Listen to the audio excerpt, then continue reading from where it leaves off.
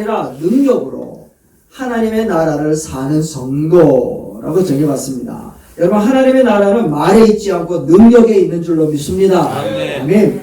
그래서 19절 20절 말씀에 보면 뭐라고 이야기하는가 하면, 바울이 찾아와가지고 야, 하나님의 나라가 능력에 있는데 너가 말하는 것을 내가 보고 싶은 게 아니라 능력을 보고 싶다 라고 이야기를 합니다. 오늘 여러분의 삶 속에 하나님의 나라를 드러내는 능력이 보여지기를 주의 이름으로 축원합니다.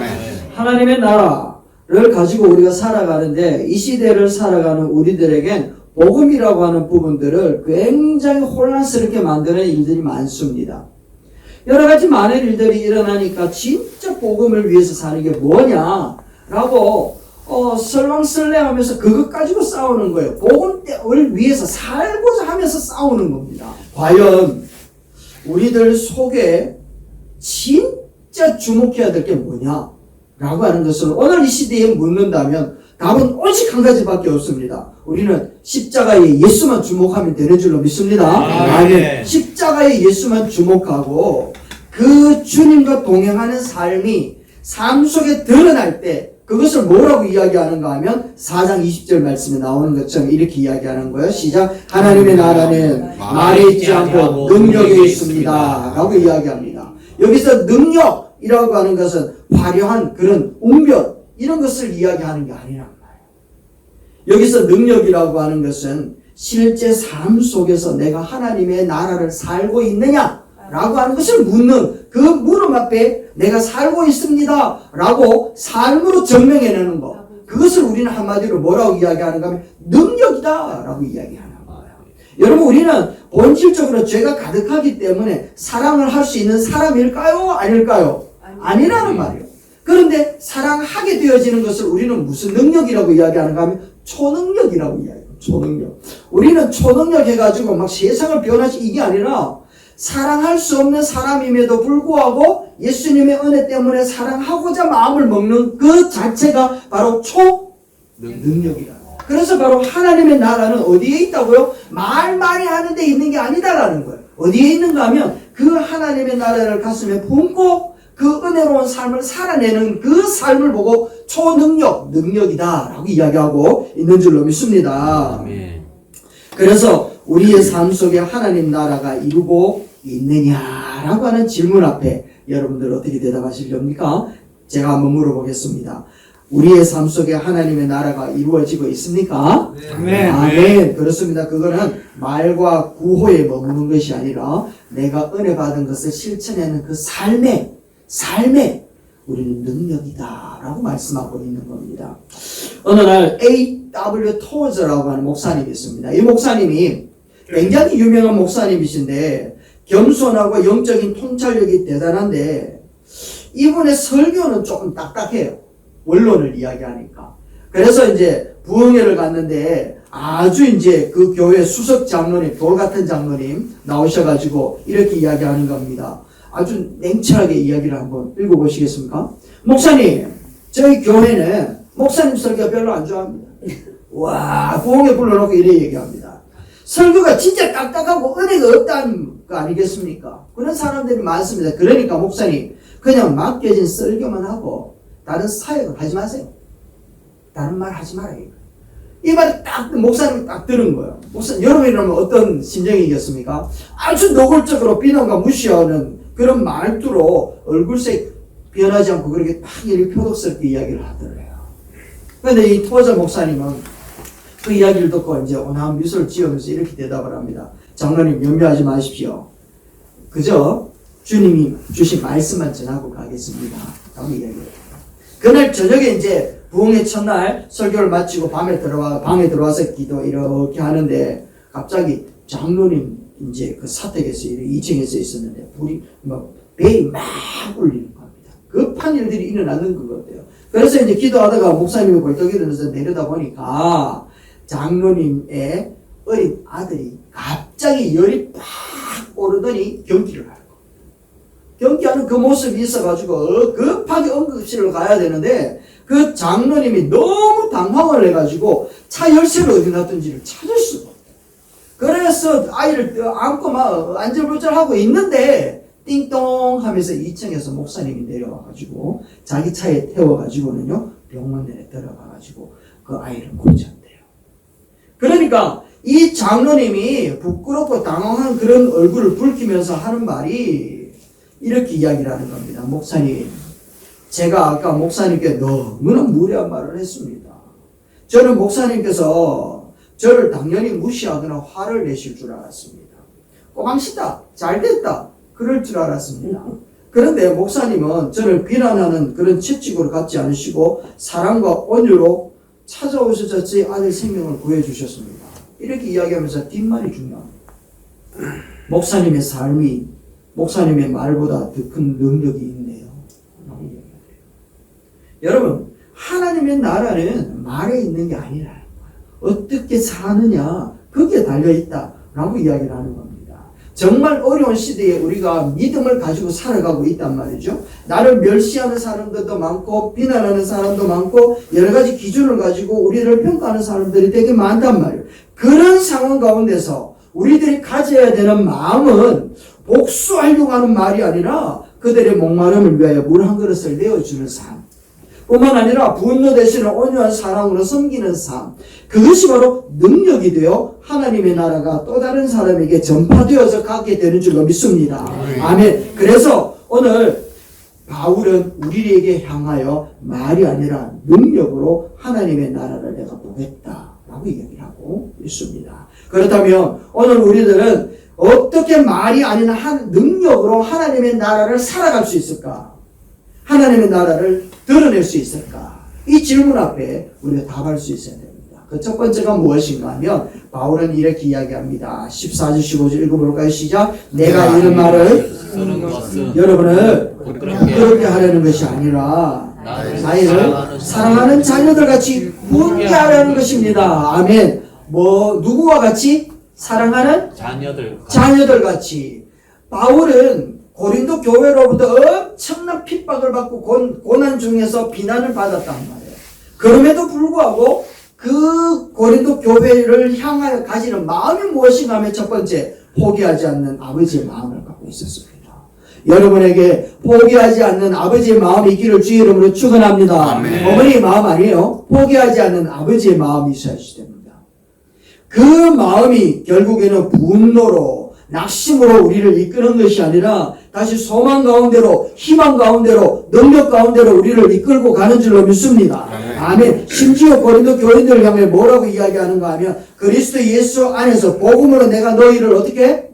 낳았다라고 이야기합니다. 복음으로 낳았다. 바울은요, 고린도 성도들을 향하여서 이런 아버지의 마음, 포기하지 않는 이런 아버지의 마음을 갖고 있었으니 그들을 향하여서 다시 한 번 더 나아갈 수 있는 발걸음으로 용기를 가질 수 있었다라는 걸 이야기하는 거예요. 어려운 때에 하나님의 나라를 말로 승부 걸려 하는 것이 아니라 하나님의 말씀을 끌어안고 간절하고 포기하지 않는 아버지의 마음으로 승부 걸 수 있게 되기를 주의 이름으로 축원합니다. 이것이 고린도 교회를 변화시켰습니다. 말 잘하는 말쟁이라고 이야기 들었던 바울이었는데 고린도 교회의 변화는요, 말로 승부 건 것이 아니라 아버지의 마음으로 승부를 걸었다는 거예요. 그렇다면 아버지의 마음은 어떤 마음입니까? 포기하지 않는 마음. 한 달부터 포기하지 않는 마음. 포기하지 않는 마음. 나는 포기하지 않는다. 나는 포기하지 지난주도 말씀드렸습니다. 포기는 언제 쓴다고요? 김장. 그렇죠. 김장할 때만 쓴단 말이에요. 포기하지 않는다. 이 마음이 바로 아버지의 마음이라는 거. 민수기 11장 12절 말씀에 모세가 잘 보여주는 거예요. 먹을 것이 없다라는 거. 먹을 것이 없으니까 출애굽해가지고 와서 금방 좋아하다가 먹을 것이 없으니까 비난의 화살을 막 모세를 향해서 쏘는 거예요. 먹을 것이 없어서 우리를 굶겨 죽이려고 여기까지 데리고 왔느냐 라고 이야기를 하니까 모세가 하나님 앞에 막 통곡을 하는 거야. 하나님, 내가 쟤들 데리고 오면 안 된다 했다 아닙니까? 이렇게 막 기도하는 겁니다. 하나님, 내가 쟤들을 낳았습니까? 12절 보세요. 이 모든 백성을 내가 배웠습니까? 내가 낳았습니까? 내가 그들을 낳았습니까? 이렇게 막 따지는 겁니다.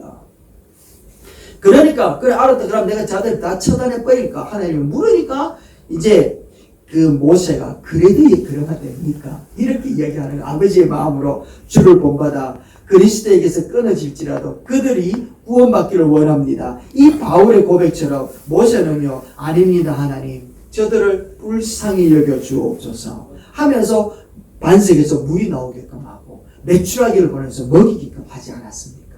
모세가 그렇게 인도하던 아버지의 마음으로, 바울도 지금 아버지의 마음으로 내가 끊어질지어도 그들을 구원하기를 원한다 라고 이야기를 합니다. 여러분, 신약에 보면 아버지의 마음을 가장 잘 보여준 이야기가 있습니다. 누구 이야기입니까?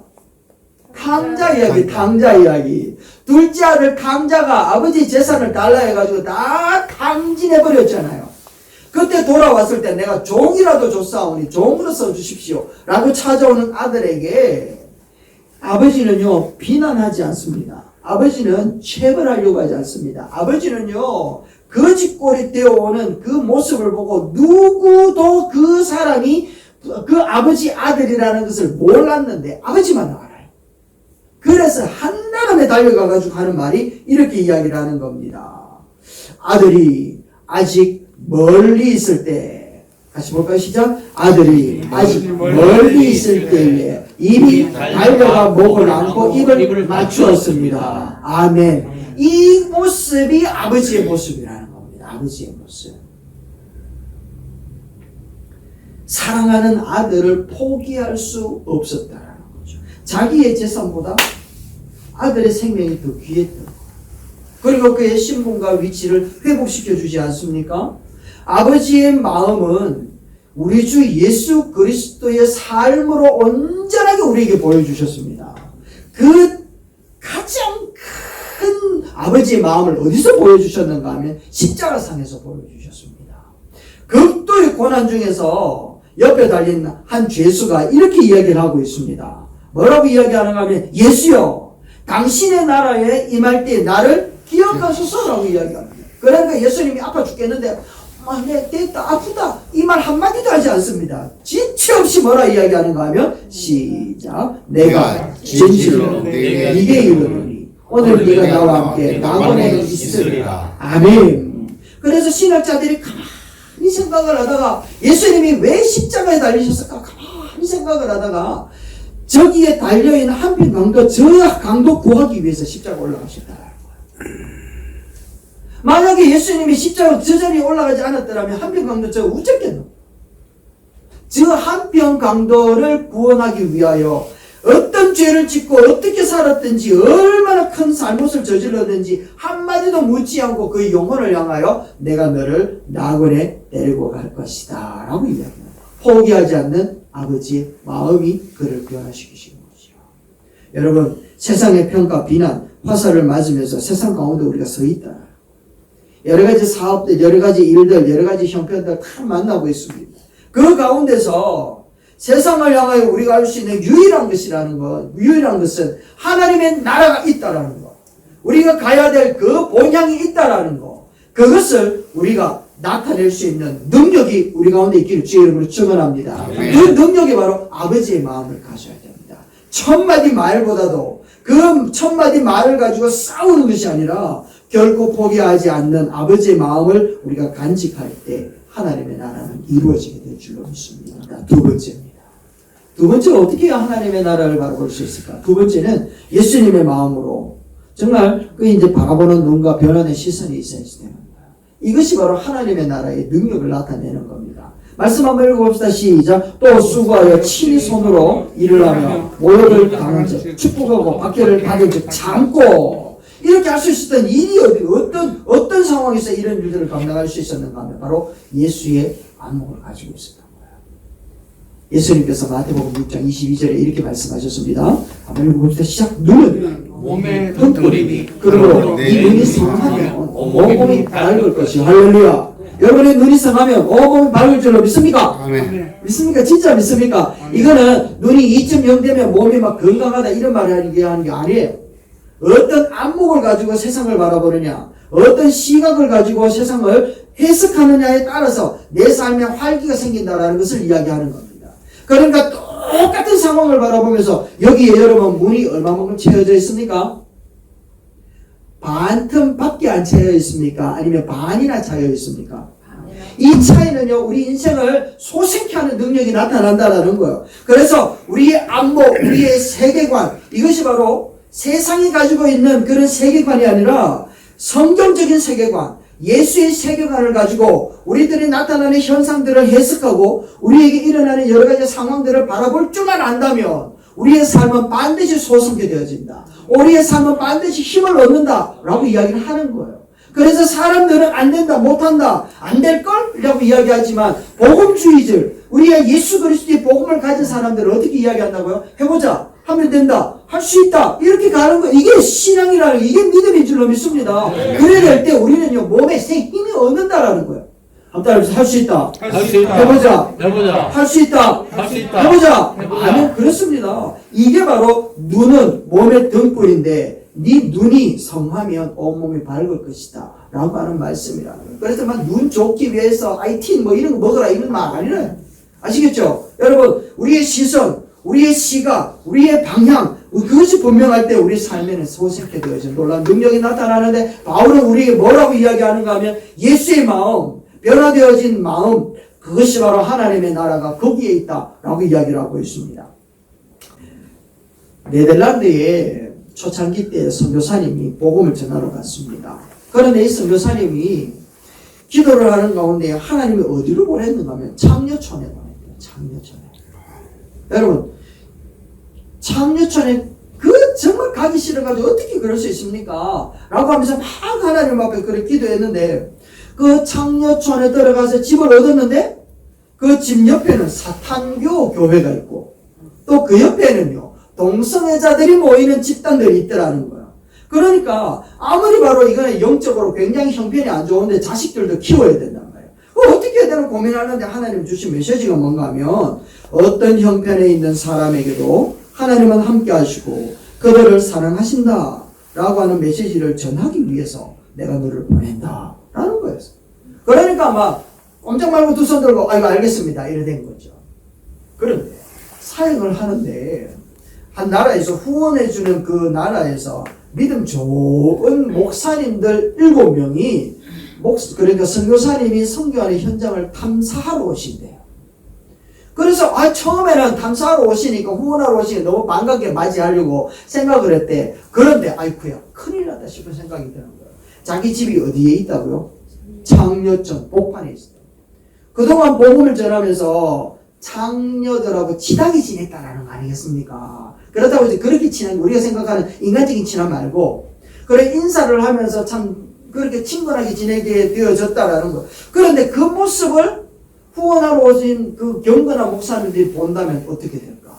그래서 그때부터 고민이 되어진 거예요. 이런 고민이었답니다. 오늘같이 화창한 날이면 그녀들은 의뢰이 밖에 나와 앉아있을 텐데 언제나 그랬던 것처럼 내 이름을 친근하게 부르면서 인사를 건넬 것인데 게다가 옷을 거의 걸치지 않았을 텐데 어떻게 하지? 그때 벌어질 광경을 생각하니까 미치겠다 이렇게 글을 적어놓는다. 아니나 다를까 목사한테 오신 거예요. 자기 집으로 초대하게 들어가는데 뒤에서 그 동네에 있던 그 여인들이 막 인사도 하면서 막 그러는 거예요. 그런데 그 자리를 지나가는 목사님들은 완전히 몸이 딱 굳어가지고 그 자리에 가는데 안색이 싹 굳어 있더라는 겁니다. 큰일 났다. 이제 선거 끝났다. 후원 끝났다. 이런 생각이 들었대. 아니나 다를까 그 다음 해에 암스테르담에서 선교 대회가 있어서 초청하여 갔다라는 겁니다. 그런데 그곳에서 한 목사님을 만났는데 그 목사님이 선교사님 손을 꼭 붙들고 하는 말이 그런 말이었대요. 우리는 창녀촌에 들어가는 순간부터 마음이 굳어 있었습니다. 한 무리의 창녀들과 뚜쟁이 그리고 마약 중독자들만 보였습니다. 그런데 당신은 두 소녀 여인에게 인사를 하며 그들의 이름을 불렀는데 나는 아직도 그들의 이름을 기억합니다. 소냐와 엘소였습니다. 그제야 그들이 창녀가 아니라 사람으로 보였습니다. 라고 얘기합니다. 똑같은 사람도요 보는 위치에 따라서 다르더라고요.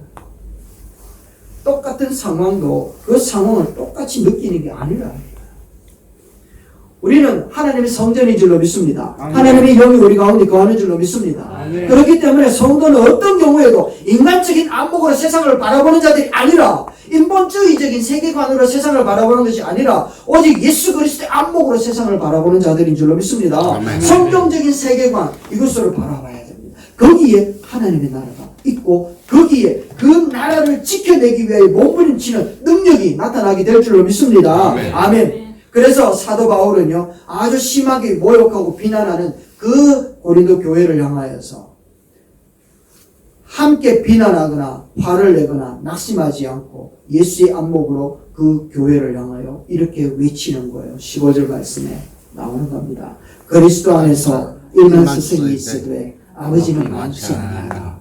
그리스도 예수 안에서 내가 복음으로서 너희를 나왔습니다. 라고 얘기해요. 예수의 안목으로 바라보는 거죠. 아버지의 마음과 성경적인 안목으로 바라볼 때 그 안에 하나님의 능력이 나타나는 줄 믿습니다.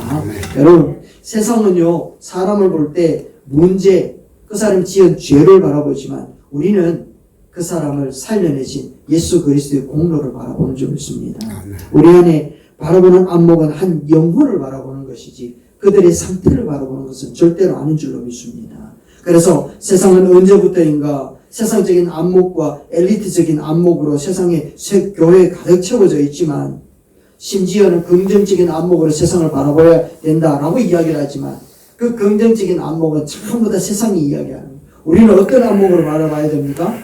성경적인 안목, 예수의 안목으로 바라봐야 되는 줄로 믿습니다. 그래서 21절 말씀에 이렇게 이야기를 하고 있는 것이죠. 너희가 무엇을 원하느냐? 내가 매를 가지고 너희에게 나아가랴. 사랑과 온유한 마음으로 나아가랴. 라고 이야기를 합니다. 충분히 매를 들고서 너희에게 나아갈 수 있지만 나는 그리스도의 마음으로 예수 그리스도의 심정으로 사랑과 온유한 마음으로 나아간다. 여러분 어느 곳에 하나님의 나라가 있겠습니까? 어느 곳에 하나님의 나라의 능력이 나타나겠습니까? 여러분 하나님의 나라는 말이나 국어에 있는 게 아닙니다. 하나님의 나라는 하나님의 예수 그리스도의 안목을 가지고 세상을 대하는 우리들의 삶에 하나님의 나라가 이루어질 줄로 믿습니다. 아멘. 세 번째 마지막입니다. 능력으로 증명하는 삶을 살아야 됩니다. 여러분 우리들이 이 험한 시대에 하나님의 나라를 드러낼 수 있는 능력은 말로 그치는 게 아니라는 거예요. 삶의 능력으로 증명되어져야 됩니다. 우리의 삶으로 그걸 증명해내지 않는다면 다 헛사라는 겁니다. 다 헛사라는 겁니다. 신화와 다를 바가 없다라는 거예요. 성경이 우리의 삶으로 그거를 순종해내고 실천하지 않으면 다 헛사고 신화가 되어버린다는 걸 이야기하는 거예요. 사도 바울은 그래서 고린도전서 4장 20절 말씀에 하나님의 나라는 말에 있는 것이 아니라 능력에 있다, 실천에 있다, 순종에 있다 이야기를 하는 겁니다. 여러분 여기서 말하는 능력이라는 것은 바로 포기하지 않는 아버지의 사랑을 품고 예수의 안목을 가지고 한 걸음 한 걸음 십자가를 향하여 걷는 걸음, 그 걸음이 바로 하나님의 능력, 하나님의 나라인 줄로 믿습니다. 아멘. 코리텐 붐이라고 하는 여사가 있었습니다. 이 여사는요 그 네덜란드에서 유대인들을 숨겨주다가 독일군에게 발각이 되어가지고 악명 높은 나벤스부시키 말도 안 된다. 악명이 높아서 말도 안 됩니다. 여성들만 감옥에 이제 강제 수용하는 곳에 집어넣어 버렸답니다. 얼마나 악독한 곳인지 고난을 겪으면서 이 여사의 가족들은 다 죽어버렸대요. 그런데 기적적으로 이 코리 여사는 이제 살아나오면서 종전, 그러니까 전쟁이 끝나고 난 다음에 세계를 다니면서 복음을 전하는 사역을 하는데 한 번은 독일 뮌헨, 자기 가족을 죽였던 나라가 독일이잖아요. 독일 뮌헨에 가가지고 복음을 전하고 강연을 마치고 돌아오려고 하는 그때에 한 남자가 이 코리 여사의 손을 탁 잡으면서 웃으면서 미소를 지으면서 이렇게 이야기를 하는 거예요. 자매님 감사합니다. 강연을 통해서 주님을 믿고 죄를 용서받았습니다. 하지만 제가 과거에 저지른 잔혹한 일들을 생각하면 자매님께 용서받는 것만큼은 어렵습니다. 하지만 주님께서 저를 용서하셨으니 자매님도 부디 저를 용서해 주시길 바랍니다. 라고 손을 딱 잡더래요. 이 사람이 누군가 하면 자기 언니를 사형장에서 죽일 때 곁에서 명령 내렸던 간수였더라. 그 이야기를 듣고 코리 여사는 충격에 빠져버린 거예요. 어떤 충격인가 하면 자기 언니를 고통스럽게 죽어가게 내어줬던 이 사람을 향하여 어떻게 복수를 해야 되는지, 분노를 표해야 되는지, 아니면 그리스도의 사랑으로 용서를 해야 되는지 마음 안에서 전쟁이 벌어졌다. 전쟁이 벌어졌어요. 그래서 몇 초 동안 꼼짝하고 발발발 떨리더래요. 그러면서 이제 마음속으로 주님, 저는 이 사람을 용서할 수 없습니다. 저에게는 이 사람을 사랑하거나 용서할 능력이 전혀 없습니다. 라고 마음을 막 외치고 있었다는 것 아닙니까? 그런데 바로 그 순간에 코리에서가 깨달았어요. 이거 한번 읽어볼까요? 시작. 진정한 능력은 자신의 감정이나 의지에 나오는 것이 아니라 하나님께 간구하는 믿음에서 나온다 라는 것을 깨달은 거야. 아, 내 의지로 하는 게 아니구나. 내 생각으로 하는 게 아니구나. 아, 주님께 간구하는 것에서 나오는구나 라는 걸 깨달은 거예요. 그래서 그는 예수님, 당신의 사랑과 당신의 용서를 제 마음에 넣어주세요. 제 마음에 넣어주세요. 제가 잡을 수 없으니까 당신의 손으로 이 사람의 손을 잡아주세요 하면서 막 가슴으로 필사적으로 기도했다는 건 아니에요. 그래서 비틀비틀 거리는 마음으로 손을 막 내밀어서 손을 탁 잡으려고 하는 바로 그때에 믿을 수 없는 일이 벌어지는데요. 그녀의 몸에 마치 전기가 쫙 흐르는 거죠. 전류가 쫙 흐르더래요. 그러면서 포기하지 않는 아버지의 사랑이 이거구나. 예수 그리스도의 긍휼의 시선이라는 게 바로 이거구나. 코리 여사의 내면에 통해서 실제적인 행동으로 나타나는 그 힘, 성령의 능력을 확 회복했다는 거 아닙니까? 그러면서 그 간수의 손을 따뜻하게 잡으면서 하는 말이 뭔가 하면 하나님께서 저를 용서하셨듯이 저도 당신을 용서합니다. 진심으로. 이렇게 얘기를 하세요. 자기도 깜짝 놀랐대요. 그런데요, 이 이야기를 들었던 그 간수가요, 그 자리에 팍 꼬꾸라들이더니 말 눈물이 팍팍 쏟는 거예요. 그 이후로 그들의 삶은 완전히 달라졌어요. 코리 여사도 그걸 체험하여서 세계 방방곡곡을 다니면서 복음을 전하는데 그때 그 상황을 간증하면서 다니기 시작했습니다. 여러분, 하나님의 나라는 웅면에 있는 게 아니라는 거예요. 하나님의 나라는 거침없이 선포하는 말에 있는 게 아니라는 겁니다.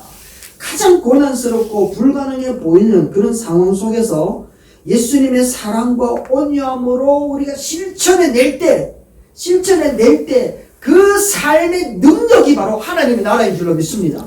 여러분, 그 삶을 우리 주님은 원하고 있다는 거예요. 정말 힘들지만 정말 어렵지만 이분이 고백했던 것처럼 진정한 능력은 어디에 있다고요? 자신의 감정이나 의지에서 나오는 것이 아니라 하나님께 간구하는 믿음에서 나온다.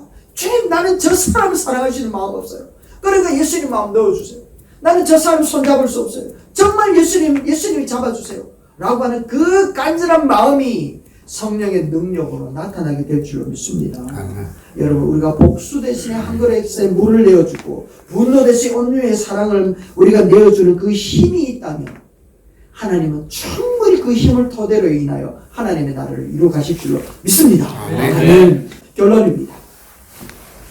하나님의 나라는 말에 있는 게 아닙니다. 능력으로 드러나게 되어 있습니다. 하나님의 나라. 예수 안에 포기하지 않는 아버지의 마음을 품고 그리고 예수 그리스도의 사랑에 담긴 안목 세계관을 가지고서 말로만 하는 것이 아니라 행함으로 진실함으로 우리가 증명해낼 때 하나님의 나라는요, 그것을 토대로 그것을 마중물로 해서 이루어 가실 줄로 믿습니다. 여러분의 삶 속에 하나님의 나라가 이루어가기를 주의 이름으로 축원합니다. 아멘.